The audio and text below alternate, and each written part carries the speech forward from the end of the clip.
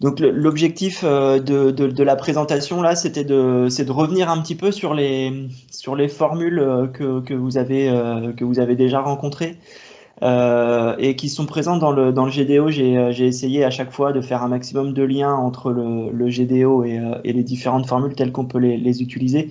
L'objectif, c'était d'essayer de montrer ces formules, comment elles sont liées entre elles, comment elles ont été créées, pourquoi elles ont été créées, quelle est la finalité en fait de cet ensemble de formules qui peuvent exister, et de faire le lien entre ces formules et le système feu. Comment on comprend le système feu et comment à partir de cette compréhension, on peut déterminer un ensemble de formules qui nous permettent de prévoir, de prédire le comportement d'un feu dans un milieu clos.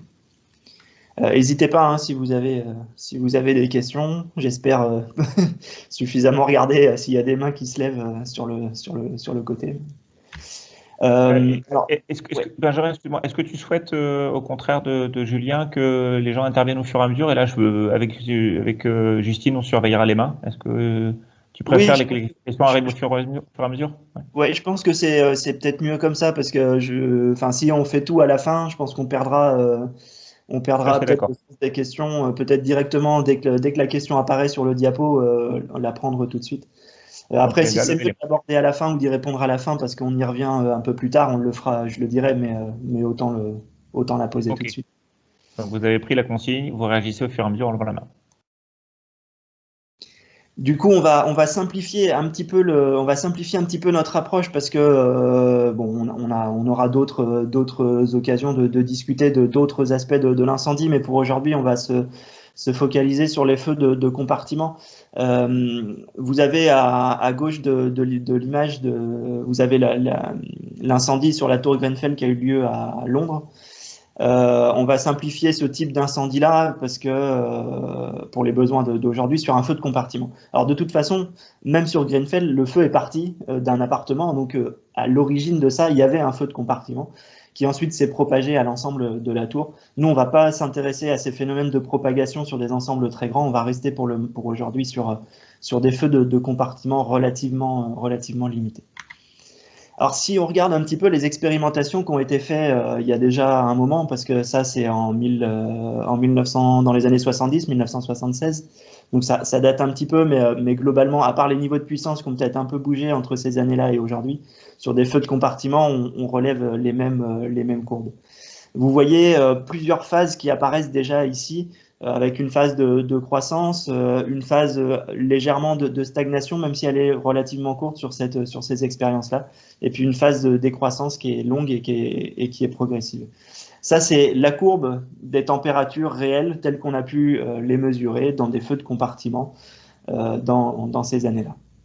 Nous, on veut essayer de comprendre pourquoi on a ces allures de courbe-là, et on veut essayer de comprendre en quoi les différents phénomènes qui sont impliqués dans les incendies qu'on avait vus quand on avait abordé le système feu, en quoi ces différents aspects conduisent à ce type de courbe-là. Donc pour ça, on va quelque part idéaliser un petit peu le feu pour pouvoir le rendre compréhensible, et on va l'idéaliser à travers cette courbe-là. On retrouve cette phase de croissance, on retrouve cette deuxième phase de stagnation qui ici est un peu plus longue, et puis on retrouve cette phase de décroissance par la suite.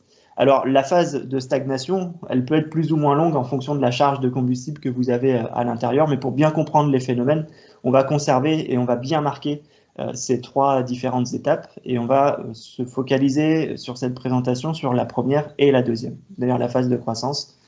Et puis, à la fin, on verra un tout petit peu, je parlerai très rapidement de cette deuxième phase de stagnation. Donc, durant la phase de croissance, on a des phénomènes qui sont extrêmement rapides, qui vont avoir lieu en quelques minutes. Et c'est dans cette phase-là où on va surtout chercher à protéger les individus, parce que c'est là où il va y avoir tous les aspects d'évacuation. Dans la deuxième phase, la phase de stagnation, on a atteint des régimes qui sont très importants, des niveaux de température qui sont très importants. Et généralement là, on a dépassé les limites de viabilité de la pièce. Donc on va plus s'intéresser à la partie évacuation et aux personnes. On va plutôt s'intéresser à la partie structure. Comment garantir la stabilité au feu de la structure, et aussi comment garantir une bonne intervention sur ce type d'événement. Donc là, on va regarder par exemple les températures maximum qui sont atteintes. On va se concentrer sur cette première étape, là, dans un premier temps, sur cette phase de croissance qui est très très rapide, qui est très très brutale. Et on va laisser de côté un petit peu la phase de stagnation, on en reparlera en quelques mots à la fin de la présentation.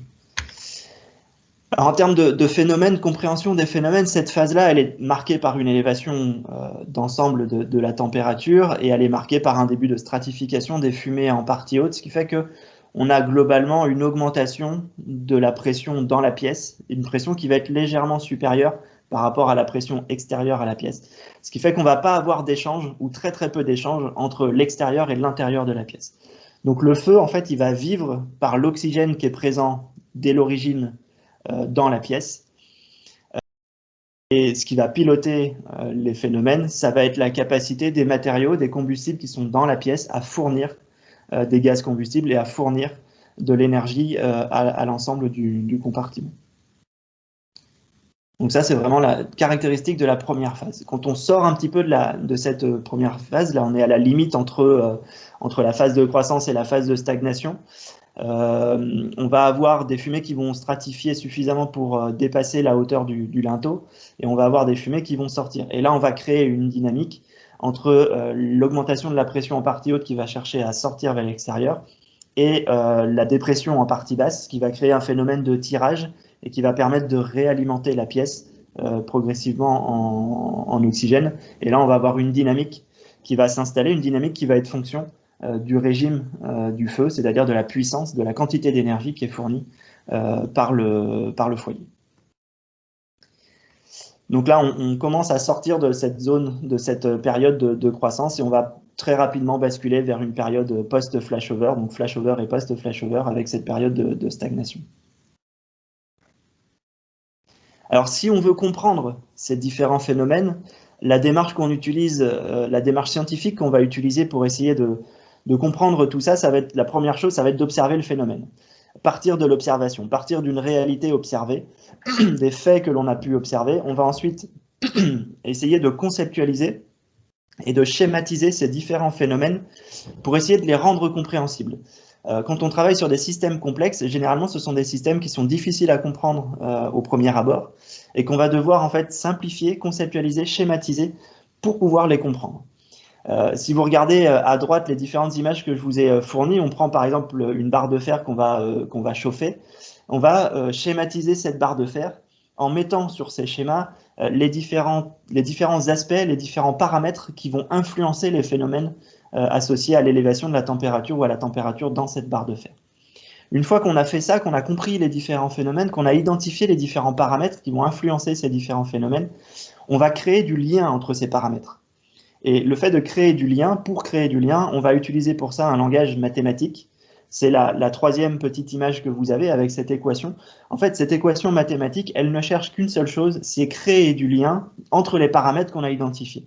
Donc ici, on a par exemple identifié un paramètre de la masse volumique du métal, la capacité calorifique, on y reviendra, de ce métal, la surface en contact avec l'air et la température et la conductivité.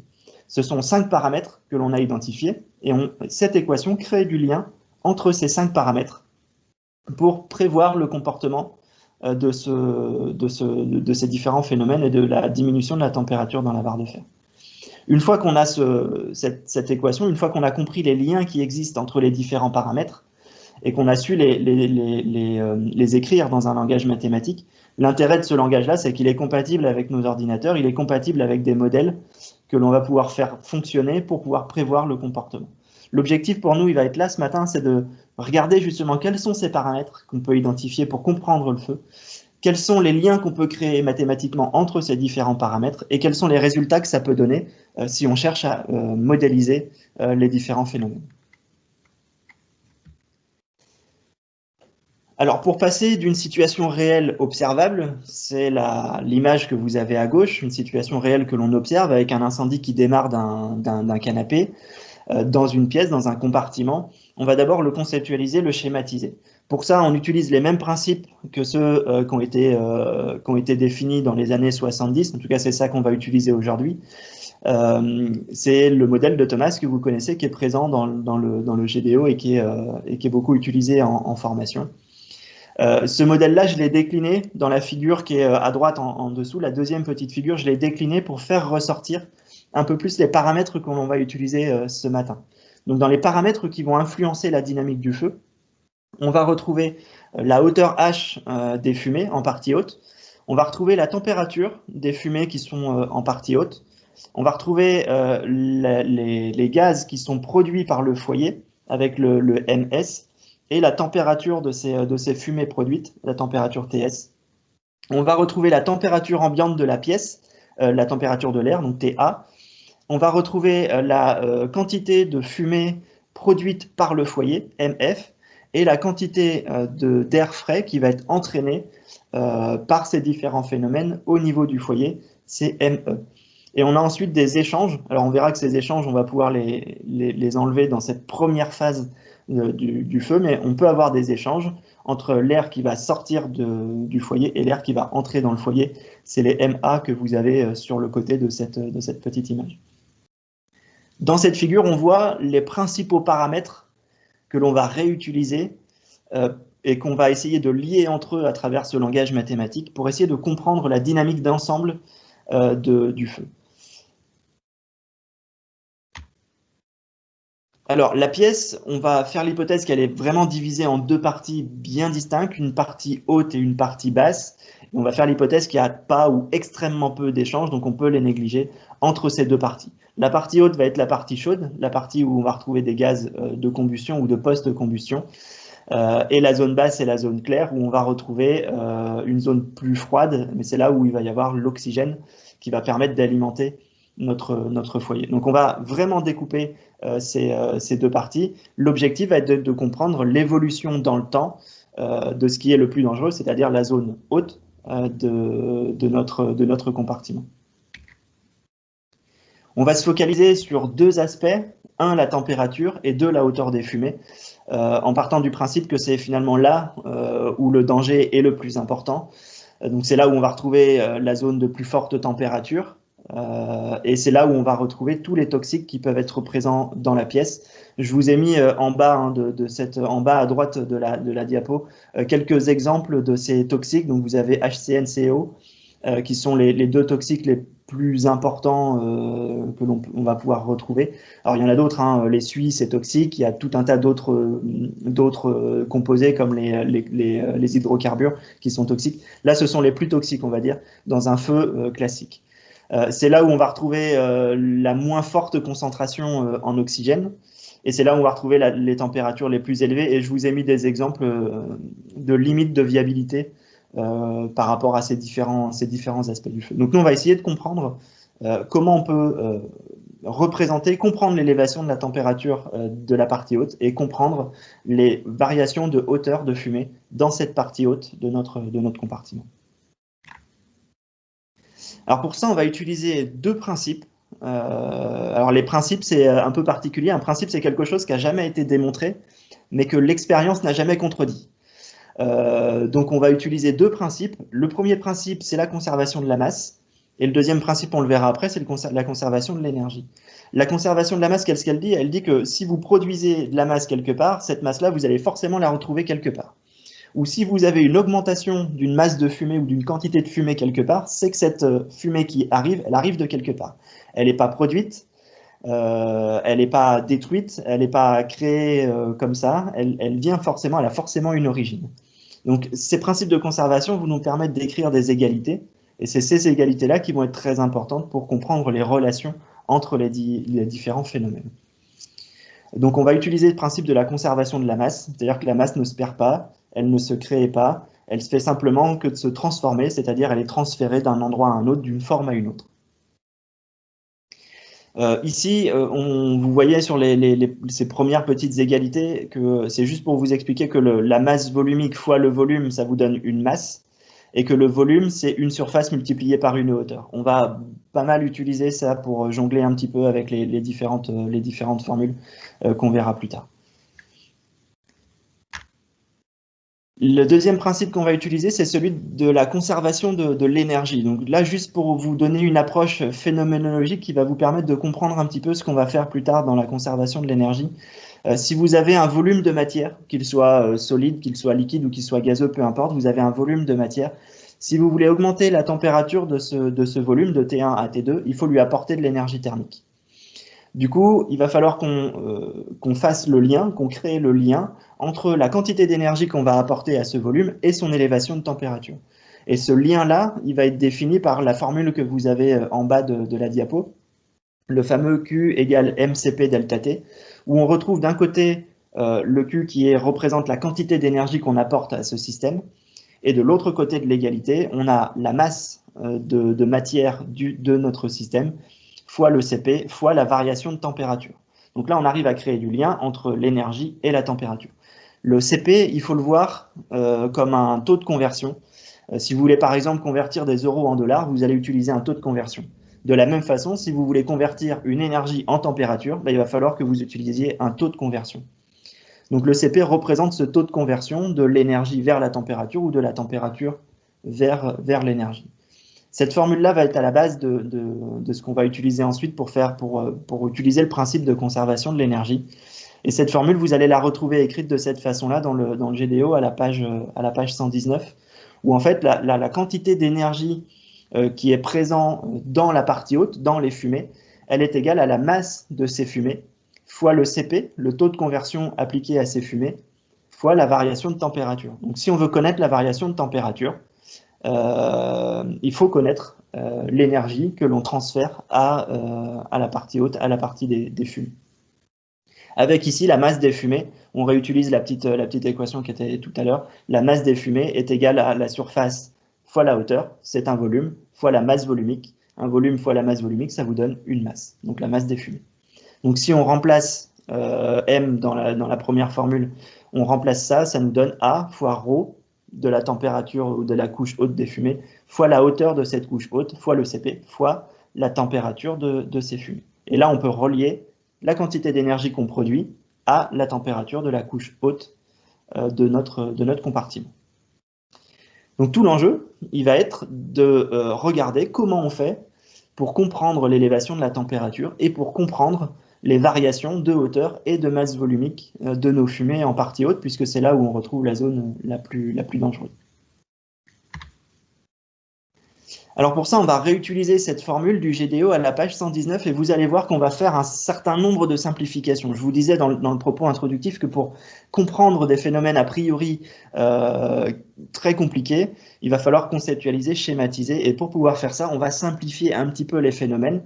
Alors il faut comprendre ce qu'on simplifie et pourquoi on le simplifie, mais on va simplifier un petit peu pour le rendre plus facile à comprendre et pour le rendre modélisable. Donc là, on retrouve cette formule dans le GDO où la quantité d'énergie que j'apporte à la couche de fumée est égale à la masse de ces fumées fois notre taux de conversion, le Cp, fois la différence de température entre la température d'origine et la température des fumées, donc la température ambiante et la température de ces fumées. Ce que je veux comprendre moi, ce que je veux connaître moi, c'est la température des fumées, la température de la couche haute. Et cette température-là, elle est égale du coup, si je joue un petit peu avec cette équation, à la quantité d'énergie que je produis, ce Q, divisé par M fois le Cp, plus la température ambiante. Et là, vous voyez qu'on crée du lien entre la température des fumées, d'un côté, et la quantité d'énergie que je vais produire, le Q, que je vais diviser par la masse des fumées. Plus j'augmente les fumées, et plus il va falloir que j'augmente l'énergie que je vais apporter pour avoir la même augmentation de température. Donc là, on voit le lien que l'on commence à créer et à dessiner entre ces différents paramètres que je cherche à comprendre. Donc là, je peux calculer TS, il va me manquer la puissance, Q, et il va me manquer la masse des fumées pour pouvoir résoudre cette petite équation-là. Alors, dans le GDO, à la page 114, vous avez ce bilan de matière. Si vous voulez comprendre, si vous voulez mesurer, calculer la masse des fumées, cette masse des fumées, elle est égale à la masse de fumée produite par le foyer, plus la masse d'air qui est entraînée par ce foyer. On va retrouver le combustible avec MF et on va retrouver le comburant avec ME. C'est l'ensemble de ces deux quantités-là qui va nous faire la masse des fumées. On va faire une première simplification, seulement pour le bilan de masse. Une première simplification, c'est que d'après les mesures qui ont été faites par différents laboratoires, la masse de fumée est très très faible par rapport à la masse d'air entraîné. Ce qui compose, en termes de matière, en termes de bilan de masse, ce qui compose la part la plus importante des volumes de fumée produite, c'est principalement la masse d'air qui aura été entraînée par le foyer. Donc ça va nous permettre de supprimer ce facteur de masse de fumée produite par le foyer et de directement écrire que la masse finale est égale à la masse d'air entraînée. Attention, ça c'est une simplification qu'on ne peut faire que si on regarde les quantités de matière, parce qu'évidemment, si dans la réalité vous supprimez le combustible produit par le foyer, vous supprimez l'incendie. Donc là, on n'est pas sur un bilan chimique, on est seulement sur un bilan de volume de matière, de quantité de matière produite.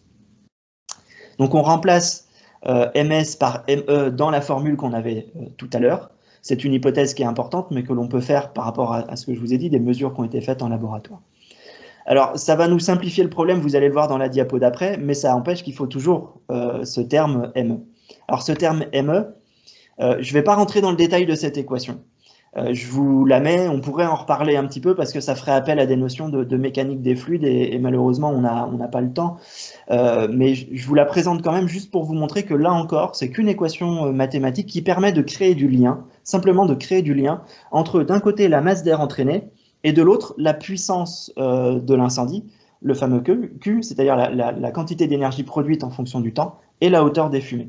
Ce que dit cette équation, c'est simplement que il y a un lien entre la quantité d'air que je vais entraîner et la puissance de mon incendie. Plus la puissance sera élevée et plus la quantité d'air entraînée sera importante. Voilà ce que dit cette équation. Alors, on va retrouver à l'intérieur tout un tas de paramètres qui sont associés à de la mécanique des fluides, comme la constante de gravité G, comme la masse volumique de l'air, comme la température de l'air, etc.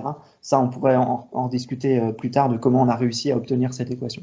Mais là, le plus important, c'est vraiment qu'à travers cette équation, on fait le lien entre puissance et quantité d'air entraîné au niveau du foyer. Donc, ça nous permet de pouvoir prévoir ce premier facteur qu'on a là, qui est ME dans cette équation. Il nous manque toujours ce facteur de puissance. Alors, toujours dans l'idée de lier les paramètres entre eux et d'utiliser pour faire ce lien des bilans, on prend la couche d'air qui est en partie haute. Si je veux mesurer la variation de la quantité de matière, c'est-à-dire l'augmentation de la quantité de fumée présente dans cette partie haute, le principe de la conservation me dit que cette fumée, elle vient de quelque part. Et donc, elle vient de la masse des fumées, donc de la masse d'air entraînée du fait de l'approximation que l'on a faite. Ce que je veux essayer de comprendre, moi, c'est la variation dans le temps de cette couche de fumée. Donc, en langage mathématique, une variation dans le temps, on l'écrit d sur dt. C'est une dérivée. Une dérivée, ça veut simplement dire variation. Je simplifie un peu le langage mathématique. Ça veut simplement dire variation. Le d sur dt, ça veut dire variation dans le temps. Je veux essayer de comprendre la variation dans le temps de cette couche haute de fumée, pour comprendre l'évolution du danger associé à cette couche-là. Donc, variation dans le temps de cette couche de fumée.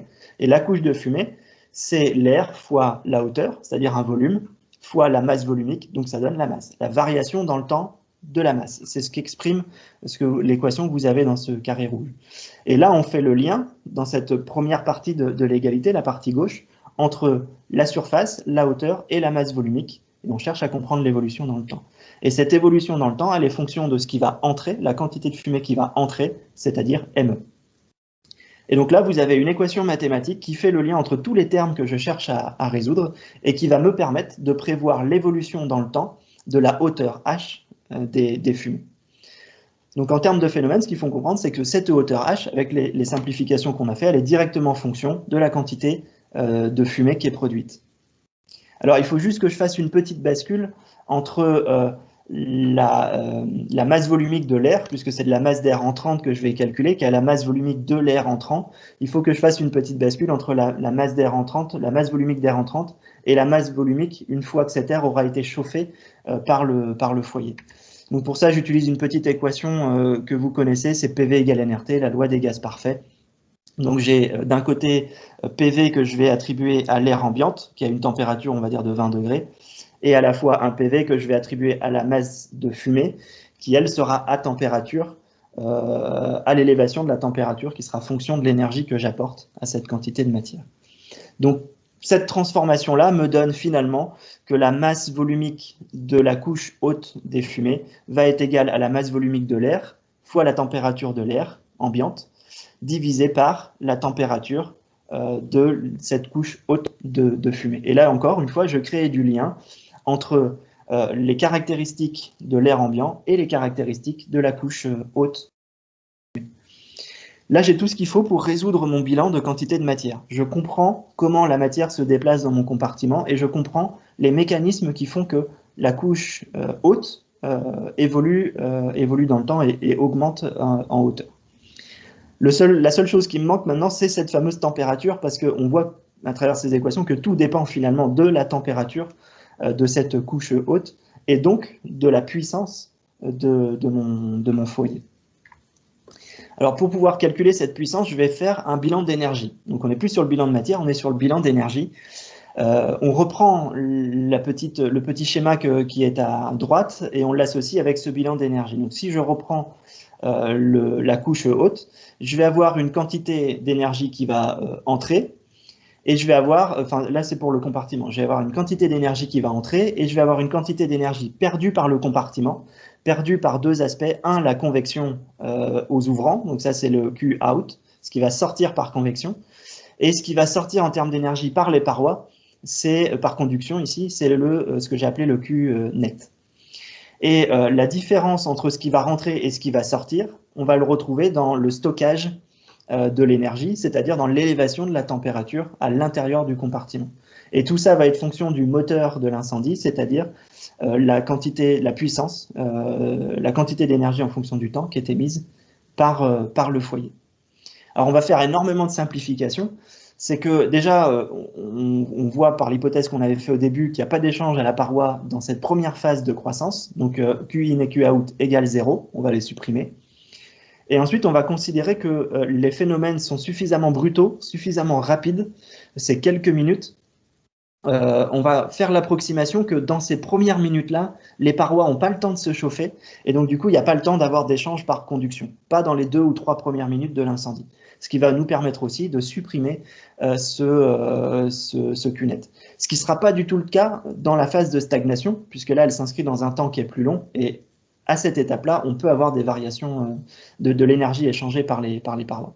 Donc finalement, la puissance, la quantité d'énergie qui va être stockée dans mon compartiment, elle est directement en fonction de mon moteur, c'est-à-dire de mon foyer, de la quantité d'énergie émise par le foyer. Alors, comment on fait pour calculer cette quantité d'énergie émise par le foyer, qui va piloter tous les phénomènes à l'intérieur de mon compartiment? Dans le GDE, à la page 119, vous avez cette formule-là qui reprend notre bilan d'énergie, où on va dire que la quantité d'énergie produite, elle est fonction de l'enthalpie, c'est-à-dire de la quantité d'énergie qui est produite, par exemple, par 1 kg de combustible qui a réagi, que l'on multiplie par A, c'est la surface réactive. Par exemple, si vous prenez une table et que vous mettez le feu au centre de cette table, au début, vous allez avoir une très faible surface, puis progressivement, l'incendie va se propager de proche en proche sur la table et vous allez augmenter la surface réactive et donc du coup, vous allez augmenter la quantité de fumée combustible que vous avez. Cette quantité de fumée combustible, elle est représentée dans le terme MF, qui est la quantité de gaz combustible produit par unité de surface. Si je multiplie cette quantité de fumée produite par unité de surface par une surface, j'ai une quantité totale de combustible produit. Si je multiplie l'enthalpie, c'est-à-dire une quantité en joules d'énergie produite par une quantité de matière qui a réagi, je multiplie ça par MF et j'aurai une quantité d'énergie totale. Donc j'aurai bien ce fameux QP qui est la puissance produite par mes réactions. Je fais une hypothèse ici. Je fais l'hypothèse que tout ce qui est produit par une surface combustible, MF, va réagir. Ce qui n'est pas tout à fait le cas dans la réalité, mais ça me permet de surestimer un petit peu mon foyer, ce qui n'est pas très grave en termes de sécurité, de légèrement surestimer nos phénomènes. C'est pour ça que je peux faire cette approximation. Cette approche ne sera plus valable dans dans la phase de stagnation, parce qu'on ne sera plus piloté par le combustible, mais on sera piloté par l'arrivée d'oxygène. Donc ça sera plus tout à fait que l'on réutilisera. Alors, le problème maintenant, c'est de savoir comment je fais pour calculer ça, parce que delta H, quelle valeur ça prend, comment je fais pour mesurer en fonction du temps la variation de surface de mes solides qui vont réagir, et comment je fais pour mesurer la masse de fumée produite par une surface à une certaine température. C'est assez compliqué à faire, donc on va là encore simplifier énormément les phénomènes, on va essayer d'approcher par des approximations ces différents phénomènes. Pour ça, on va commencer par la surface qui va pyrolyser.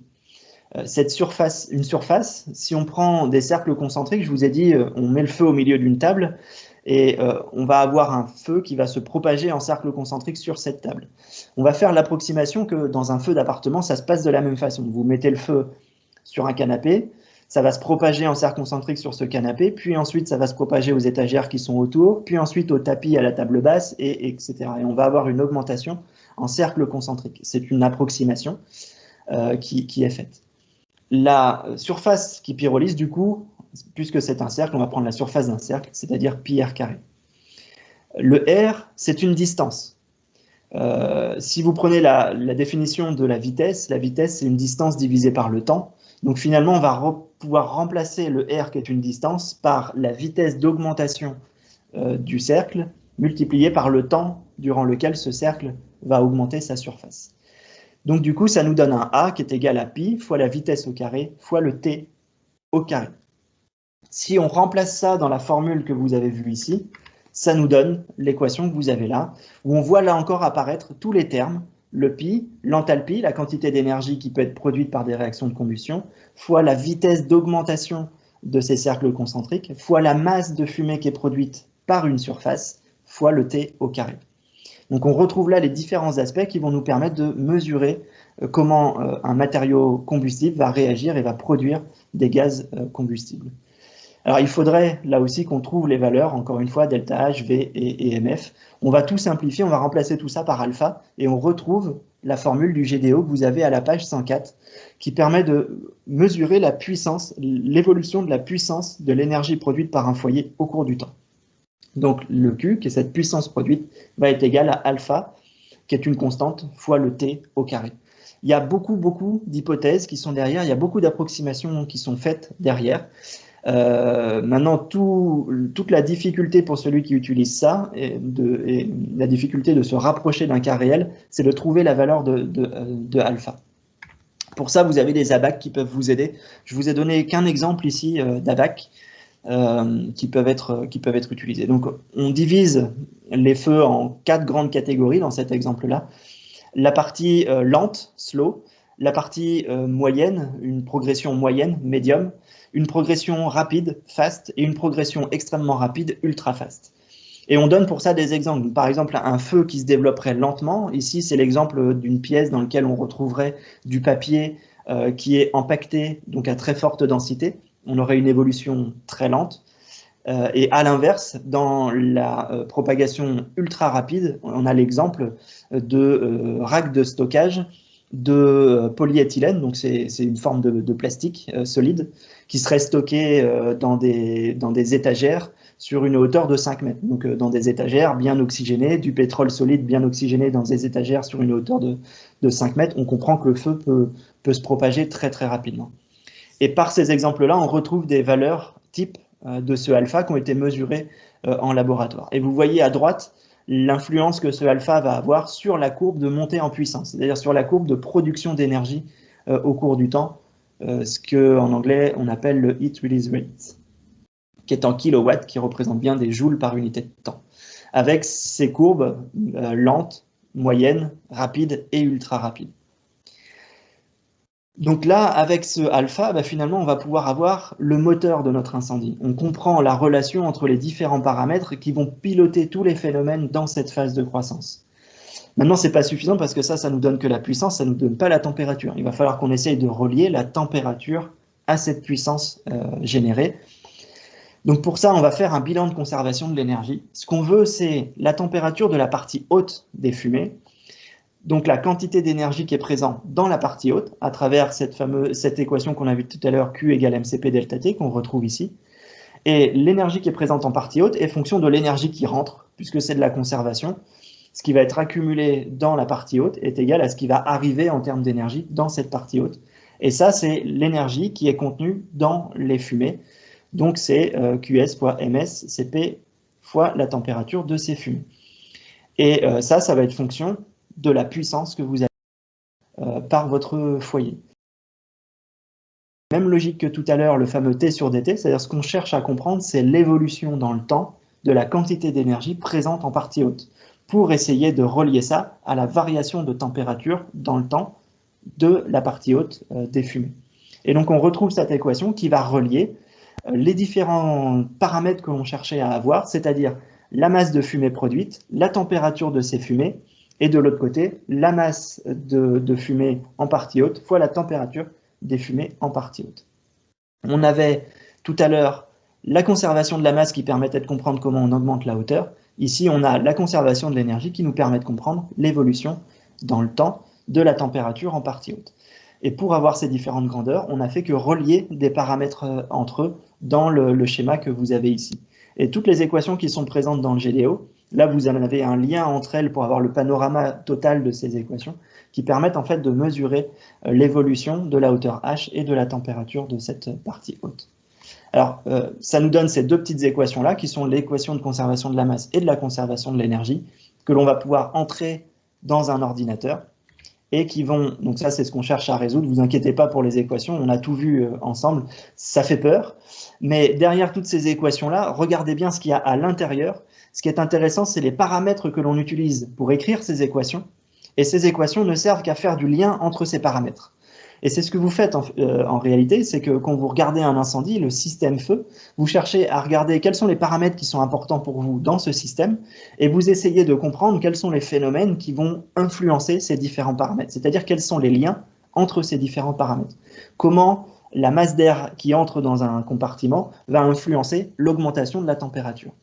Donc ce que vous faites quand vous essayez de comprendre d'un point de vue phénoménologique, c'est créer du lien entre les paramètres. Et ces liens, si vous voulez les écrire, aller un peu plus loin en les écrivant, ça vous donne ça en termes de langage mathématique. Alors le plus intéressant à travers ce langage-là, c'est que si je l'utilise pour modéliser et pour prévoir le comportement de mon incendie, ça me donne les résultats que vous avez à droite. Donc pour résumer un petit peu la démarche, on repart en 1 de l'observation que j'ai de mon incendie en réalité. J'essaye de le conceptualiser, de le schématiser, c'est-à-dire de faire ressortir les paramètres les plus importants qui vont me permettre de comprendre ce que j'ai observé dans la réalité. Et ensuite, j'essaye de relier ces paramètres-là pour comprendre finalement la dynamique, c'est-à-dire comprendre l'évolution de ces paramètres au cours du temps. Et si je comprends bien l'évolution, la dynamique de ces paramètres entre eux, les liens qu'ils ont entre eux, eh bien, je me retrouve avec ce graphique que vous avez à droite, qui vous représente l'élévation, c'est la courbe bleue, la variation de la hauteur des fumées. On voit qu'au cours du temps, en bas, eh bien, on a une couche de fumée chaude qui augmente progressivement. Et l'élévation, l'autre paramètre qui m'intéresse, c'est la température, l'élévation de la température au cours du temps.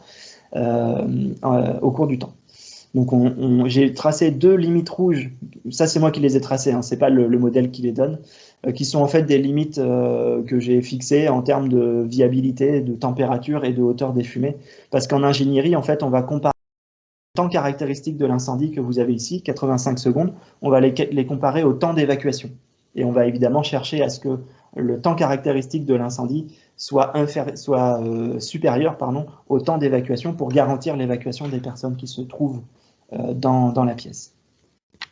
Alors je vais partager, je vais essayer de le mettre sur le chat. Alors comment on fait pour faire ça? Non. Frédéric, si tu peux m'aider, est-ce que tu peux me dire comment tu as fait pour mettre dans Teams un fichier? En fait, j'ai pas mis de fichier tout à l'heure, j'ai mis un lien, j'ai juste mis un lien. Et je pense que tu dois pouvoir, quand quand tu es dans le fil de conversation, tout en bas, il y a un petit trombone et joindre des fichiers. Moi, j'ai ça sur mon. Ok, moi j'ai pas ça. J'ai pas de Est-ce que pour le coup, c'est le. Ouais, c'est le fichier Excel. Enfin, après, tu peux mettre la présentation aussi, hein, mais c'est le petit fichier Excel. C'est celui qui s'appelle modèle de feu ou c'est Ouais, c'est exemple ça. V stagiaire? Modèle de Exactement, feu? c'est ça. Ben, je le mets, hein. Ok. Vous voyez toujours mon écran du coup? Je crois que non. Alors, faut que je refasse un partage, je pense. Voilà. Normalement, ça a dû revenir.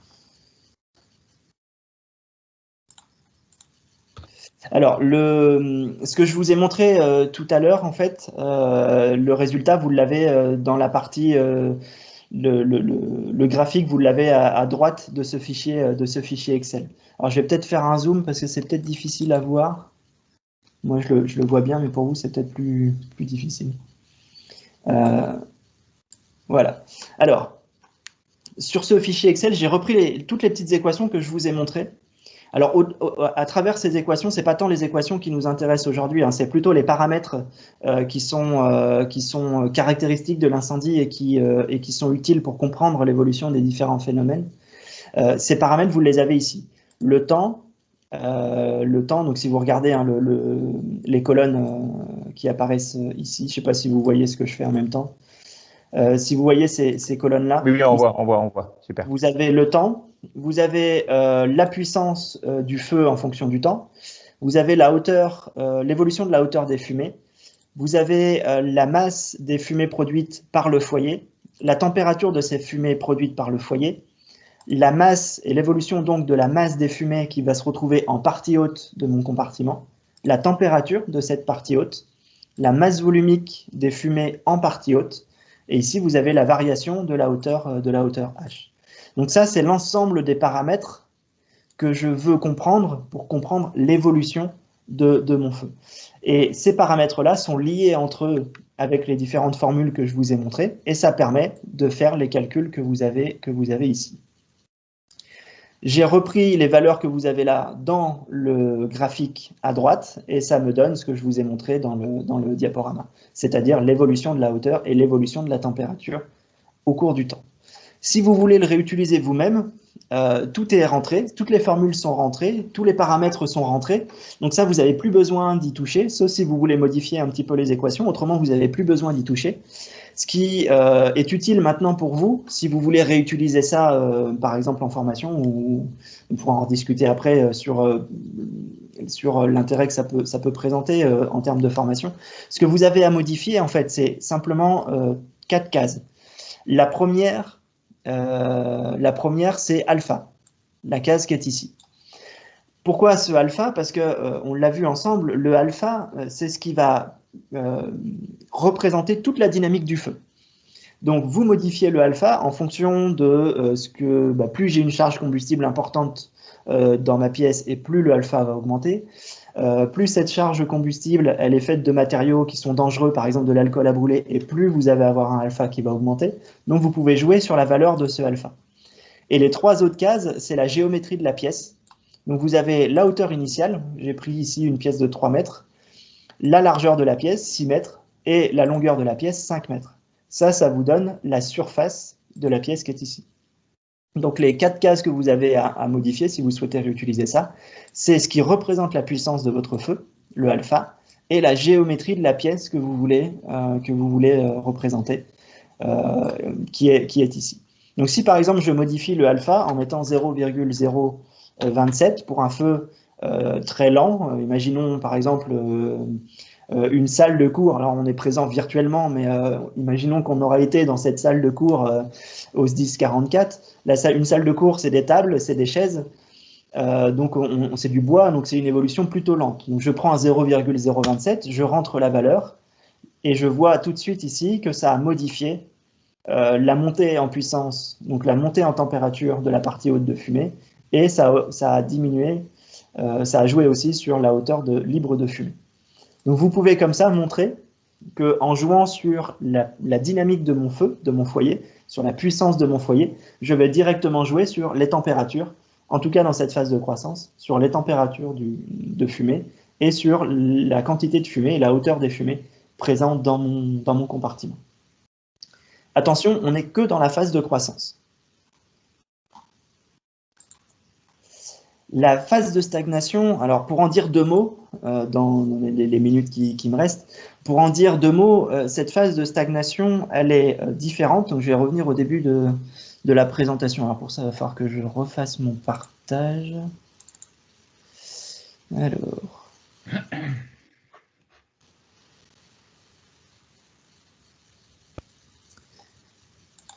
Hop là, donc partager, hop. On va revenir au début. On avait deux phases. La phase de croissance qui est là et la phase de stagnation. La phase de stagnation, elle est différente parce que durant cette phase de stagnation, on va avoir des échanges aux ouvrants et le feu, en fait, va être limité non plus par la capacité d'un solide à produire des gaz de pyrolyse, mais va être limité par la quantité d'air qui va entrer. On va considérer que tout l'oxygène qui était dans la pièce a été consommé durant la première phase. Et par conséquent, si on veut maintenir l'incendie, il va entrer à nouveau de l'oxygène dans la pièce. Donc du coup, ce sont les ouvrants qui vont permettre à mon compartiment de gagner en oxygène, et donc le feu va être piloté par les ouvrants. Donc la puissance que l'on avait reliée tout à l'heure à la capacité d'un solide à produire des gaz de pyrolyse, on ne va plus le relier à ces solides, mais on va le relier à des ouvrants à travers la formule que vous connaissez, qui est le 1500 fois A racine de H, H étant la hauteur de l'ouvrant et A étant la surface de cet ouvrant. Alors si ça vous intéresse, je passe peu de temps sur cette phase de stagnation, mais si ça vous intéresse, on pourrait en rediscuter pour voir un petit peu, pour identifier un petit peu quels sont les paramètres durant cette phase de stagnation qui sont importants. Et donc on va retrouver cet ouvrant et comment on peut faire pour relier ces différents paramètres, c'est-à-dire taille des ouvrants, à la température maximum qui peut être présent à l'intérieur d'un compartiment. Mais la logique sera exactement la même. On part d'une observation, on identifie des paramètres influents sur les phénomènes, on relie ces paramètres entre eux pour comprendre comment fonctionne la dynamique du feu, et derrière, on essaye de modéliser ça pour prévoir le comportement de notre pièce. Je ne sais pas si vous avez... Oui. Benjamin, c'est juste que ton partage, en fait, tu partages probablement ton écran, donc on a, tu sais, la vision comme tu présentes un PowerPoint avec les deux. C'est juste ça. Alors, il faut que... C'est peut-être pas gênant, hein, mais pour. Oui, en fait, c'est qu'il n'a pas partagé le bon écran. Ouais. Alors, je vais mettre fin au partage. Je vais partager le bon écran. Voilà. Ouais, super. Voilà, est-ce que du coup j'ai pas eu beaucoup de questions, enfin j'ai pas vu de main se lever pendant la présentation. Est-ce que vous avez des questions par rapport à ça? Moi j'en ai une, si je peux ouvrir le bal. Donc on a bien ce que tu viens de nous présenter là, c'était donc c'est valable effectivement, c'est une démonstration valable sur la phase de développement de l'incendie. J'aurais aimé savoir déjà où on peut trouver ce fameux alpha et puis et en termes de ressources, où est-ce qu'on peut arriver à trouver des éléments qui nous permettent de pouvoir identifier ce fameux alpha qui définit la puissance dans la phase initiale du développement de l'incendie. J'aimerais savoir aussi de quelle manière en fait ces éléments sont pris en compte dans la question de la modélisation incendie aujourd'hui, et puis de repositionner un petit peu peut-être les de chacun sur la question de l'ingénierie incendie et la modélisation incendie. Donc peut-être que Simon pourra répondre aussi. Et puis c'était les graphes que tu nous as transmis et donc qui sont valables sur cette première phase de développement de feu. J'avais cru comprendre que il serait tout à fait faisable aussi de faire à peu près l'équivalent sur la phase de stagnation. Voilà, c'est mes trois questions. Oui. Alors la première question sur la façon dont on trouve ce alpha. Alors ce que je vous ai mis moi, c'est toute la difficulté en fait, parce que vous l'avez vu, dans cette première phase, on va considérer globalement que tous les phénomènes sont pilotés par la puissance, donc du coup sont directement liés au alpha. Et finalement, ce alpha est quelque chose de stratégique si on veut pouvoir représenter correctement le feu. Et c'est là un petit peu toute la difficulté et ce qui est laissé un peu à l'appréciation de la personne qui va utiliser ça. Alors, ce qu'on peut donner à ceux qui utilisent et qui essayent de déterminer ce paramètre alpha, c'est simplement un guide pour qu'ils puissent, eux, estimer la valeur. Donc, ça reste une valeur qui sera avec une part de subjectivité importante. Et pour pouvoir guider, pour pouvoir vous guider, si vous souhaitez réutiliser ça, il y a vous avez deux choses. La première chose, c'est ce petit tableau qui permet en fait de vous donner des exemples de valeurs de alpha. Donc là, par exemple, vous avez le premier qui est ce qu'on disait, hein, c'est du papier bien empaqueté, bien compressé, et donc un feu relativement lent. La deuxième chose, c'est par exemple des matelas. Si vous prenez un matelas, donc ça va être du PU par exemple, le matelas ou des chaises avec de la mousse, des chaises rembourrées, ça va brûler beaucoup plus vite parce que c'est du pétrole qui est sous forme de mousse, donc qui est bien oxygéné à la base. Et donc du coup, vous allez avoir augmenté la capacité de votre foyer à monter en puissance. Donc là, on voit une autre valeur qui permet de prendre en compte ça. Dans le fast, c'est un matelas, c'est-à-dire que là, vous n'êtes plus sur des meubles rembourrés avec une quantité relativement faible de ces fameuses mousses, mais sur un matelas, vous avez là une grande quantité de mousse. Donc un feu, par exemple, dans un salon où on n'aurait que des meubles en bois, des tables et des chaises en bois, même s'ils sont un peu rembourrés, va évidemment avoir une progression moins rapide que si vous mettez le feu dans une chambre avec un lit, avec un matelas qui fait 160 par 200, enfin 1,60 m par 2 mètres sur 40 cm d'épaisseur. Évidemment, ça n'aura pas la même incidence sur la montée en puissance de votre foyer. Et puis vous avez ensuite l'ultra fast où là on est sur des conditions qui sont extrêmes avec des hydrocarbures présents en grande quantité, bien oxygénés, etc. Donc ça vous donne simplement des indicateurs pour que vous puissiez estimer à peu près cette puissance. Globalement, si on prend une maison classique, si vous prenez une cuisine, si vous prenez un salon, on va être sur des puissances qui vont être autour de 0,03, c'est-à-dire sur des feux avec des développements relativement lents. Dès que vous allez attaquer des salons, par exemple, avec des canapés ou avec des chambres avec des matelas, vous allez commencer à arriver sur des valeurs, vous allez vous rapprocher de la valeur de 0,05. Donc tout l'enjeu, ça va être d'estimer entre 0,03 et 0,05, où est-ce que vous vous situez. Et là, c'est à vous d'estimer un peu cette valeur en fonction de ce qui est présent dans la pièce et en fonction de votre expérience des feux en réalité. Ça, c'est une première façon de faire. Je pourrais vous montrer, vous avez une deuxième façon de faire avec des exemples de feux. Donc vous avez par exemple un feu de chaise, un feu de table, un feu de matelas. Vous avez les temps caractéristiques qui sont associés à ces feux, et à travers ces temps caractéristiques, vous allez pouvoir remonter au alpha. Ça, je pourrais vous le fournir si ça vous intéresse. Donc ça vous donne deux manières de pouvoir estimer cette valeur-là. Ça ne reste qu'une approximation, ça ne reste qu'une estimation. Et évidemment, à chaque fois qu'on fait une approximation ou une estimation, on s'écarte un petit peu de la réalité, et tout l'objectif, c'est de ne pas trop s'écarter de cette réalité-là. Okay. Est-ce que ça répond à cette première question, Frédéric? La deuxième question, est-ce que tu peux me rappeler? La troisième, c'était sur l'utilité en formation, c'est ça? Non. La deuxième, c'était de savoir ces éléments-là. La question, c'était aussi de parler un peu de modélisation. On a de plus en plus de modèles de modélisation du développement de l'incendie. C'était en quoi ces éléments-là, si je me trompe pas, hein, la modélisation incendie aujourd'hui, notamment dans les études de sécurité incendie, elles ont pour objectif d'étudier cette première phase de montée en puissance, notamment pour rendre compatible l'évacuation et puis peut-être quelques éléments de résistance du bâtiment. Juste de préciser en quoi c'est utilisé aujourd'hui dans l'ingénierie incendie, qu'on voit de plus en plus apparaître, notamment en prévention, mais qu'on essaie d'injecter aussi dans nos aspects formation. On a envoyé nos gars au Master Easy.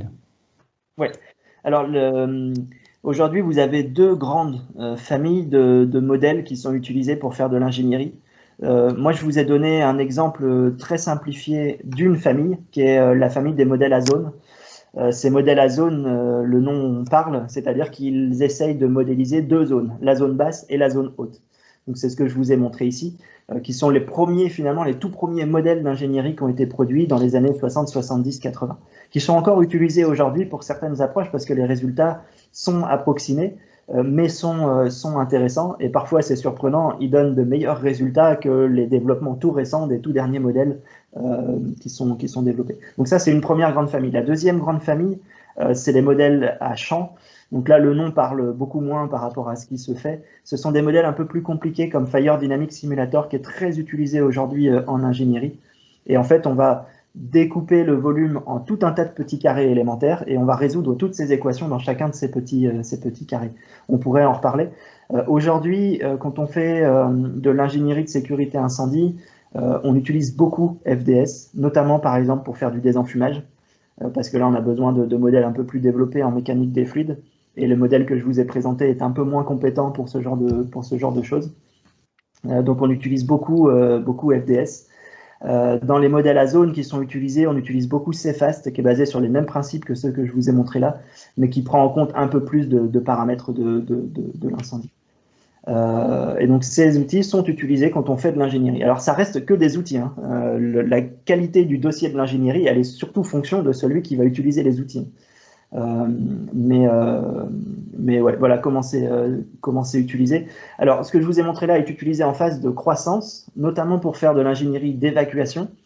Si vous voulez par exemple très rapidement savoir si une pièce elle est sécurisée pour les personnes qui se trouvent dedans, vous allez pouvoir utiliser le petit tableau que je vous ai montré, calculer par exemple le temps qu'il faut pour que la température atteigne par exemple 600 degrés, qui est la température critique de flashover. On pourrait prendre ce paramètre-là. Vous prenez ce temps et vous le comparez au temps d'évacuation. S'il vous faut 3 minutes pour arriver à cette valeur de température critique et que vous êtes dans une pièce où il y a 300 personnes et qu'il vous faut 5 minutes pour évacuer ces gens-là, ça veut dire que pendant 2 minutes, vous allez avoir une partie des gens qui vont être soumis à des conditions critiques. Donc voilà comment c'est utilisé aujourd'hui en ingénierie pour faire de l'évacuation, pour estimer rapidement si la pièce est sécurisée ou non. En stabilité au feu des structures, on utilise des modèles un peu différents parce que on va être sur une phase de stagnation. Donc c'est pas ce modèle-là qu'on va utiliser. On va chercher à estimer en fait directement la température maximum présente dans la pièce à travers des tableaux. Alors je sais pas si je peux vous montrer ça. Est-ce que ça a disparu là Vous voyez quoi du coup apparaître dans ce que je vous montre? Rien du tout, pour l'instant. Rien du tout, ok. Alors j'en ai pour 2 secondes, il faut juste que je retrouve ce que je montre moi à mes étudiants pour cette deuxième phase de stagnation. C'est assez simple. En fait, la deuxième phase est plus simple à estimer. Alors, voilà, c'est ici. Hop. Hop. Alors que je partage l'écran maintenant. Voilà, vous le voyez? Ouais, super. Alors, voilà. Là, vous avez le tableau qui est utilisé, par exemple, pour obtenir la valeur de la température dans cette deuxième phase, ou dans la phase de stagnation, les paramètres qui sont importants, c'est les paramètres de l'ouvrant, puisque le feu est piloté par la quantité d'oxygène qui va entrer, il est contrôlé par l'oxygène, par la consommation d'oxygène. Donc ces paramètres, vous les avez ici. Si vous prenez A racine de H, c'est-à-dire la surface de l'ouvrant fois la racine de la hauteur de l'ouvrant, divisé par la surface totale des murs, du plafond et du sol, vous obtenez une valeur ici. Si vous êtes à 0,02, vous prenez ce graphe, à 0,04, vous prenez celui-ci, etc. Et là, en fait, vous avez, en fonction de la charge calorifique présente dans la pièce, vous avez l'évolution de la température en phase de stagnation. C'est-à-dire qu'ici, on va être très peu représentatif de la phase de croissance, vous voyez qu'elle est très très rapide parce qu'on s'inscrit dans un temps long. Donc on n'utilisera pas cette méthode pour mesurer des températures en phase de croissance. Par contre, en phase de stagnation, sur un temps long, on aura l'évolution de ces températures en fonction de l'ouvrant et en fonction de la charge calorifique qui va être présente à l'intérieur de la pièce. Donc ça, c'est un exemple d'ingénierie simple qui peut être utilisé, pour comprendre, pour montrer ce qui se passe dans cette deuxième phase de stagnation. Il y a d'autres façons de faire, hein. Je pourrais vous en présenter un certain nombre. Donc ça, c'est utilisé. Attention, la démarche que je vous ai montrée et cette démarche-là sont des démarches aujourd'hui, en particulier celle-là sur cette deuxième phase de stagnation, sont des démarches non standards. Non standards dans le sens où ce sont des démarches qui sont basées sur la compréhension des phénomènes. Les démarches standardisées utilisent des courbes standards qu'on appelle les courbes ISO, qui sont présentes ici. Ça, c'est la courbe ISO. Alors, la ISO EN, norme européenne par exemple, c'est les EN. Donc la ISO, voilà, c'est celle-là, la EN 1363-1 ou ISO 834 pour l'international. C'est la courbe en bleu que vous avez ici. Non, c'est la courbe en noir, pardon. Non, elle n'est pas très différente de la UL. C'est la courbe en noir. Ça, c'est les courbes ISO standards qui sont utilisées pour pouvoir faire, par exemple, de la résistance au feu. Donc, si vous voulez, par exemple, savoir si la poutre en métal que vous avez mis dans votre compartiment va être capable de tenir la charge du plafond qui est au-dessus, vous prenez la température qui vous est donnée par cette courbe et vous calculez la résistance de la poutre en fonction de cette température. Et vous allez savoir en combien de temps la poutre, pardon, elle ne tiendra plus la charge et donc vous allez avoir un effondrement de votre structure. Ça, c'est la partie standard. Maintenant, parfois, les standards ne fonctionnent pas très très bien. Ça a toujours des limites, ce genre d'approche simplifiée. Donc, on peut revenir à des approches comme celle-ci, qui sont des approches plus compréhensives, dans le sens où on va chercher à comprendre le phénomène incendie pour essayer de voir si je suis en sécurité ou pas. Super, merci beaucoup. Ouais. Donc, la partie modélisation est quelque chose qui va arriver, qui arrive vite. Avant, on n'avait que des choses standardisées.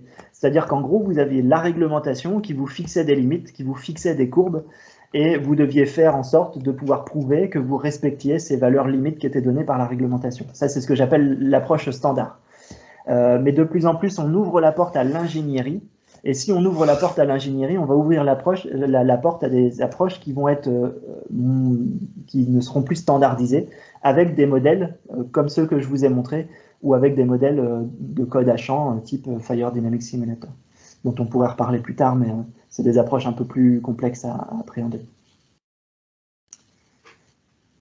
L'utilité pour vous, finalement, là, on ouvre la porte à la discussion parce que c'est une discussion à avoir ensemble.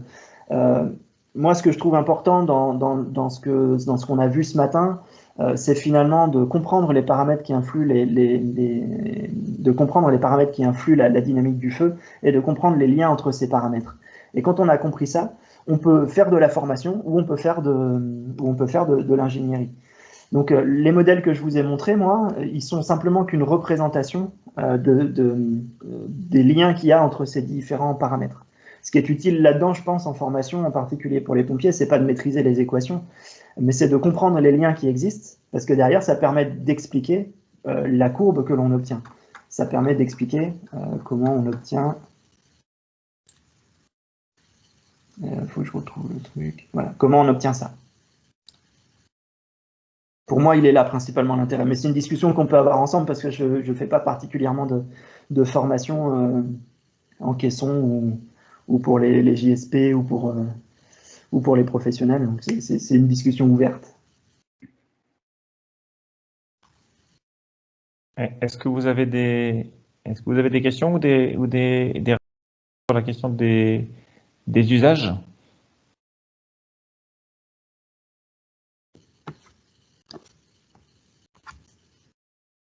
Donc, peu de réactions.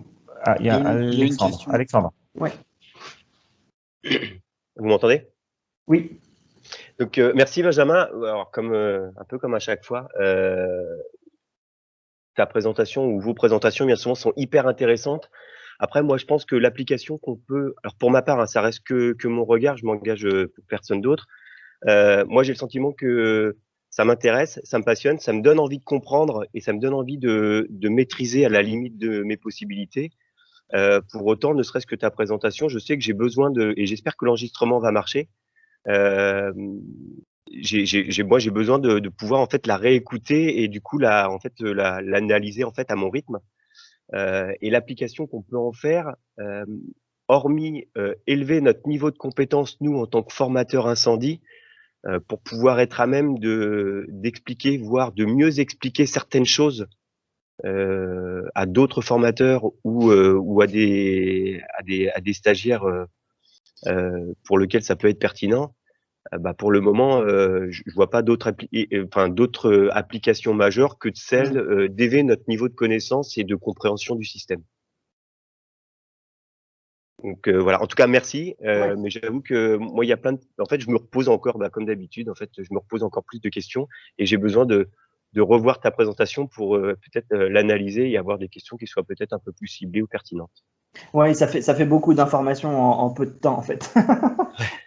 Ça, c'est clair. Il faudrait que j'essaye de voir, mais j'ai un peu honte de vous le fournir maintenant. C'est que comme on est en période où toute l'université est fermée et on travaille à distance, ce que je vous montre là, en fait, c'est mon cours que j'ai écrit. Mais je l'ai écrit en quelques jours et il n'est pas très très beau, quoi. Mais c'est quelque chose que je pourrais, si j'arrive à le formaliser de façon un peu plus présentable, vous le donner parce que vous aurez de façon écrite en fait ce que je dis et ça vous permettra peut-être bah, de vous pencher dessus, de vous pencher dessus, quoi. Il faudrait que j'essaye de le mettre au propre. Et quitte même à avoir, je sais que moi, on avait eu cette petit objectif-là avec des fois avec Olivier, entre guillemets, c'est de planter un décor, une situation, et puis reprendre du coup ton travail et bah, émettre des hypothèses, et puis après le calculer pour voir si nos hypothèses sont en corrélation avec ce qu'on a calculé, et puis éventuellement des faits réels, mais juste sur sur des phases données. Après, pour rebondir un petit peu par rapport à ce que vous faites en formation, euh, pour avoir discuté pas mal de fois en fait avec un certain nombre d'entre vous, vous voyez les paramètres qui apparaissent, qui sont ici là, que j'ai repris de façon encore un peu plus simplifiée.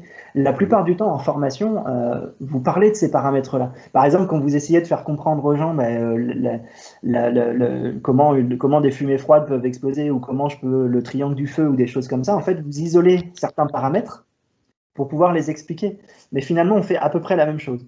Alors c'est vrai que là, on présente dans l'ensemble, et évidemment, effectivement, il faudrait travailler encore un peu plus loin pour trouver l'utilité de ce qu'on a vu aujourd'hui par rapport à des formations. Mais ce que vous faites n'est pas si éloigné que ça, en fait, de ce qu'on a fait aujourd'hui. Ce que vous faites déjà. Comme Si quoi, je on peux est me permettre complémentaires.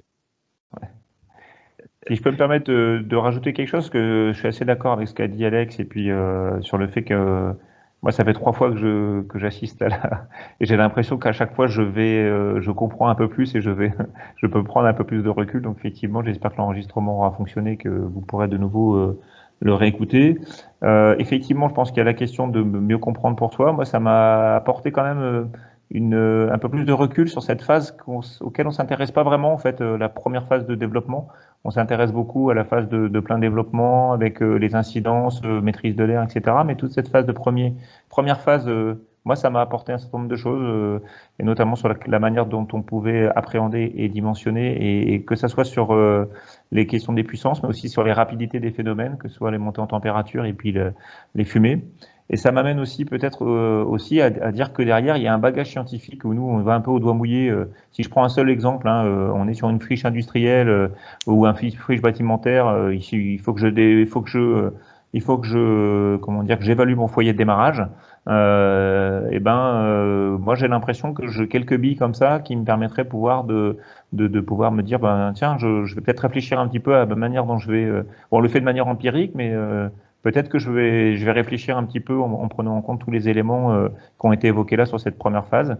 Et le deuxième point que ça m'évoque aussi, c'est sur ce que tu n'avais pas évoqué sur les autres fois, mais sur la manière de modéliser aussi les montées en température sur les phases de stagnation, qui peuvent être un élément intéressant sur les sites de formation.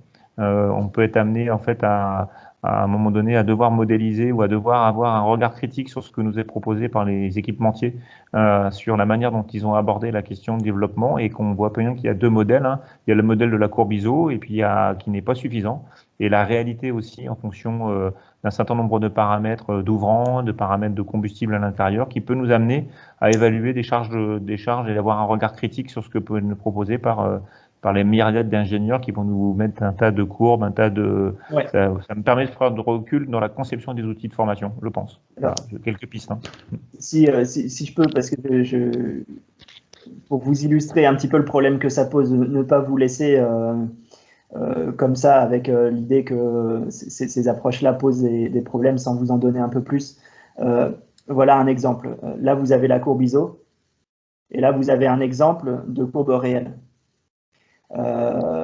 Et imaginons par exemple que vous ayez de la peinture intumescente sur une poutre en métal, et que cette peinture intumescente, elle a un certain temps avant de gonfler et de se protéger. Imaginons que la montée en puissance soit une rapidité supérieure au fait que votre peinture intumescente protège votre poutre. Bah là, votre courbe ISO, elle ne sert à rien. Donc c'est juste pour vous donner un exemple en fait de choses sur lesquelles, quand on présente une courbe ISO standard, il faut toujours avoir un recul par rapport à la situation réelle et se dire que les choses sont jamais aussi simples que sur une courbe standard. Mais ça, on pourrait creuser la question plus tard si ça vous intéresse. Et puis pour vous apporter des éléments de réflexion, et donc du coup vous réfléchirez, vous pourrez réfléchir à ça à tête reposée. On a divisé le feu en phase de croissance, phase de stagnation.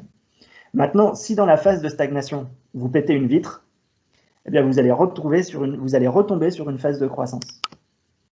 Donc l'idée de se dire que finalement le pompier qui intervient, il va être forcément dans la phase de stagnation parce qu'il va intervenir après 15 minutes de départ de feu, on aura largement dépassé la phase de croissance. Oui, on est dans la phase de stagnation, mais il faut quand même comprendre la dynamique d'un feu en phase de croissance, parce que cette dynamique-là, on peut éventuellement la retrouver si jamais vous modifiez les caractéristiques du compartiment, si jamais vous pétez une fenêtre, par exemple. Oui, puis on est de plus en plus confronté à des situations dans lesquelles le feu a été assez limité, et comme tu l'évoques, un changement aérolique, etc. Et donc, on n'arrive pas que sur des feux pleinement développés. Hein, ouais. Donc,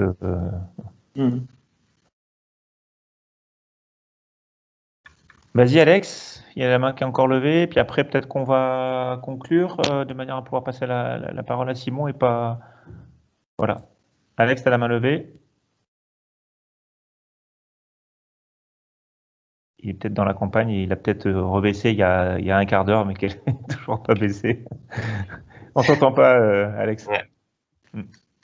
C'est exactement ça, en fait. Je pense que j'avais pas compris qu'il fallait que je relève ma main, ou alors ça a mis effectivement du temps.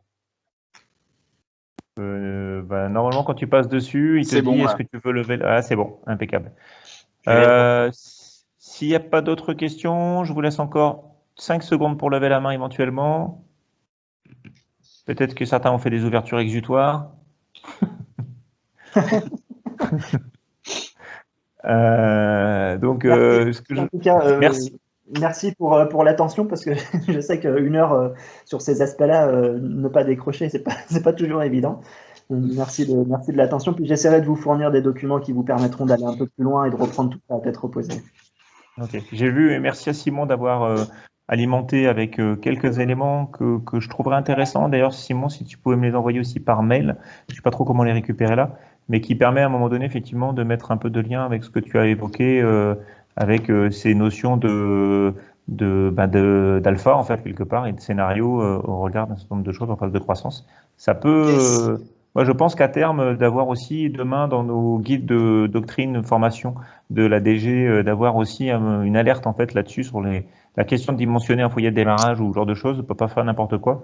Ça peut être intéressant. Merci beaucoup à toi, Benjamin. Parole est donnée à Simon. Puis en même temps, je pense que les pauses pipi, chacun s'organise. Hein. Voilà, hein, vous avez des téléphones mobiles, etc. Donc, pensez juste à couper le son, c'est tout. Voilà, merci Ben. Merci beaucoup. À toi, Simon. Yes. Du coup, juste en guise de préambule et pour rebondir sur ces aspects modélisation, Benjamin a parlé de CFAST et de FDS, notamment avec CFAST, donc qui sont des modèles à zone. Aujourd'hui, nous, au titre de l'ingénierie de sécurité incendie, on arrive à intervenir sur de la modélisation d'entrepôts industriels, notamment pour faire des calculs des vagues par rapport à du désenfumage. Voilà le type de résultat que ça peut donner. Du coup, derrière, on aboutit à des durées en termes de secondes sur les hauteurs de fumée, sur les températures atteintes. Et du coup, ces modèles-là, ils nous servent aujourd'hui à ça. Donc là, vous avez un petit exemple avec des temps caractéristiques qui sont nécessaires à l'évacuation, qui prennent en compte un temps de détection de l'incendie, un temps d'alerte et ensuite un temps de déplacement. Et du coup, à partir de ces temps caractéristiques, on regarde à partir de quel moment la fumée arrive au niveau des personnes, ou la température limite arrive au niveau des personnes, ou le flux limite arrive au niveau des personnes, et on regarde si c'est inférieur ou pas à ce temps caractéristique qu'on a défini. Donc voilà à quoi ça nous sert sur des modèles type CFAST. Sur les modèles type FDS, j'ai un petit exemple ici. Alors, c'est extrait de travaux récents qu'on a menés sur le nouveau caisson du SDIS 85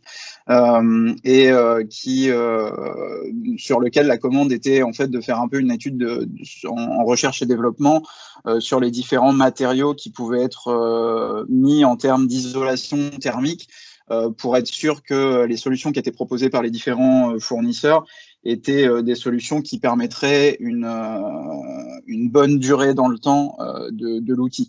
Et donc, du coup, on est venu répondre à un certain nombre de questions. Et en fait, l'intérêt de ce type de logiciel, c'est pas seulement les belles images que ça permet de sortir, mais c'est surtout les courbes qui sont extraites et qui sont le rendu de capteurs qui sont placés dans le modèle qu'on a fixé auparavant, et donc qui permettent d'avoir des valeurs très très précises sur ce qui va se passer dans ce caisson en termes de température de paroi, en termes de température dans l'environnement en tant que tel. Et puis derrière, ça permet également de dimensionner des foyers et de savoir si on aura une quantité suffisante de fumée, si on aura une température suffisante par rapport aux objectifs de formation, en fonction du nombre de palettes qu'on va mettre dans le foyer source. Donc ça, c'est un travail récent qu'on a pu mener avec FDS. Je vous encourage à vous rapprocher du SDIS 85 si vous avez des questions à ce sujet-là. Mais voilà un petit peu les rendus que ça peut avoir. Et puis surtout, comme je vous le disais, donc ce sont des modèles qu'on appelle CFD en anglais pour Computational Fluids Dynamics. Et du coup, l'intérêt de ces modèles, c'est pas de faire la petite blague de modélisateur qui dit l'idée, c'est pas de faire du color fluids dynamique, mais bien derrière de sortir des données vraiment précises. Parce qu'en fait, ces images, on peut leur faire dire un peu ce qu'on veut. Je pourrais très bien ici mettre un curseur à 20 degrés et puis que ça soit rouge dans ma partie haute et que ça ne corresponde pas aux vraies valeurs de température, en fait. Donc voilà un petit peu ce qu'on peut sortir de ces logiciels et ce qui est intéressant. Je rajouterais à ça un dernier type de modèle qui n'a pas forcément été mentionné au titre de l'ingénierie. C'est le modèle qui est aujourd'hui utilisé notamment pour les études en prévision sur des gros sites industriels et notamment tout ce qui est entrepôt type 15-10 dans les ICPE. Avec les entrepôts, donc type grands entrepôts de centrales d'achat ou entrepôts Amazon, etc.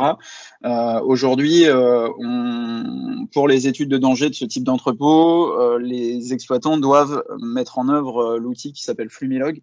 Et donc du coup, dans cet outil, vous avez un certain nombre de paramètres à choisir, notamment sur la nature des parois et sur la nature du combustible qu'il va y avoir à l'intérieur. Et toute cette phase de montée en puissance dont a parlé Benjamin, elle est complètement prise en considération dans ces outils de modélisation-là, pour savoir à partir de quand nos parois vont céder et quel va être le zonage en termes de flux autour du bâtiment qui va être atteint au point maximum de l'incendie. Donc derrière, on a sur ce type d'outil, donc là vous avez un exemple type d'un entrepôt où a été fixée une première cellule avec un stockage en masse, une deuxième cellule avec un stockage en îlot et une troisième cellule avec des liquides inflammables. Et ici, donc derrière, vous pouvez avoir un rendu avec un zonage qui correspond à nos zonages réglementaires. Et donc, du coup, on peut avoir ici une vision sur ce qui se passe en termes de flux au paroxysme de l'incendie autour de cet entrepôt-là. Donc, c'est un troisième outil. Ce sont des modèles dits de flammes solides et qui sont aujourd'hui utilisés également sur ces grands entrepôts industriels. Donc, pour ma part, l'idée de l'intervention était d'aller un petit peu plus sur les modes d'action de l'eau qui sont notamment décrits dans le GDO. Et donc, on va voir ça ensemble. Quelques petits rappels